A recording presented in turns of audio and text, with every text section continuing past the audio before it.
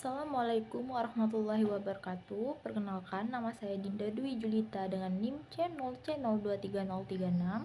Di sini saya akan mempresentasikan materi tentang hukum perdagangan internasional, yang mana dosen pengampunya yaitu Bapak Dr. Wirmi Eka Putra, SE, MSc.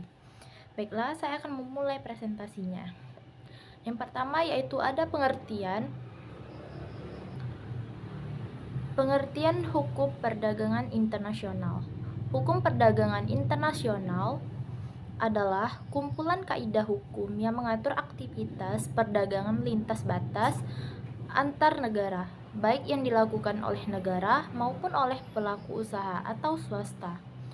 Hukum ini mencakup perjanjian, kebijakan, dan regulasi yang bertujuan untuk mengatur, memfasilitasi dan mengawasi perdagangan barang, jasa, dan investasi secara internasional. Selanjutnya yaitu ada tujuan hukum perdagangan internasional. 1.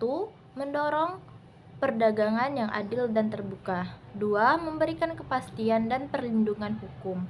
3. Menyelesaikan sengketa perdagangan. 4. Melindungi kepentingan nasional dan konsumen. 5. Mendukung pertumbuhan ekonomi global. Dan yang terakhir yaitu keenam, menjaga keseimbangan antara kedaulatan dan kerjasama internasional. Sumber hukum perdagangan internasional. 1. Perjanjian internasional atau treaties atau treaties.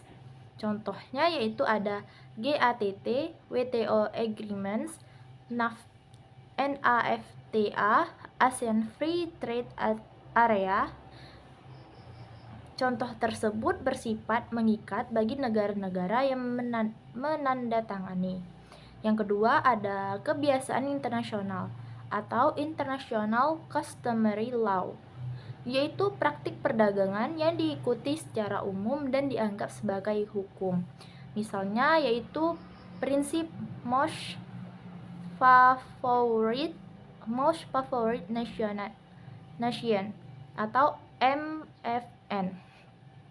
Yang ketiga yaitu prinsip-prinsip umum hukum atau General Principle of Law, yaitu prinsip yang diakui oleh sistem hukum negara-negara seperti asas keadilan dan itikat baik. Yang keempat yaitu putusan badan penyelesaian sengketa atau case law, yaitu jurisprudensi dari WTO Dispute Settlement Body atau Arbitrage Internasional. Yang kelima yaitu hukum nasional yang berlaku dalam perdagangan internasional, yaitu regulasi domestik seperti undang-undang ekspor-impor, bea cukai, dan perlindungan konsumen yang mempengaruhi perdagangan lintas negara. Yang terakhir yaitu keputusan organisasi internasional, misalnya yaitu pada pedoman dan standar dari WTO, UNCITRAL atau International Chamber of Commerce atau ICC. Selanjutnya yaitu prinsip-prinsip utama hukum perdagangan. 1. Non-diskriminasi atau MFN dan national treatment. 2. Transparansi. 3. Persaingan sehat. 4. Penyelesaian sengketa.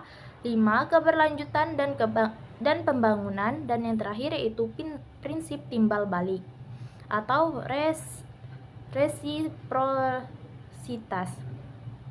Selanjutnya yaitu organisasi yang terkait dengan hukum perdagangan internasional. 1.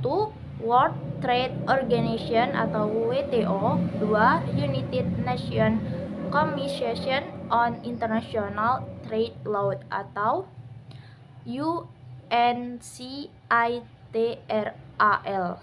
Yang ketiga yaitu International Chamber of Commerce. Dan yang terakhir yaitu ASEAN, EU, NAFTA atau regional. Kesimpulannya, hukum perdagangan internasional sangat penting untuk mengatur hubungan komersial lintas negara, memastikan transaksi berjalan lancar dan sesuai aturan, serta mencegah perdagangan ilegal, Peraturan ini mencakup berbagai aspek seperti kontrak, penyelesaian sengketa, dan proteksi industri domestik. Secara keseluruhan, hukum perdagangan internasional merupakan fondasi yang penting untuk mendukung perdagangan global yang adil, efisien, dan berkelanjutan. Baik, itu tadi presentasi yang dapat saya sampaikan. Lebih kurangnya saya mohon maaf. Terima kasih. Wassalamualaikum warahmatullahi wabarakatuh.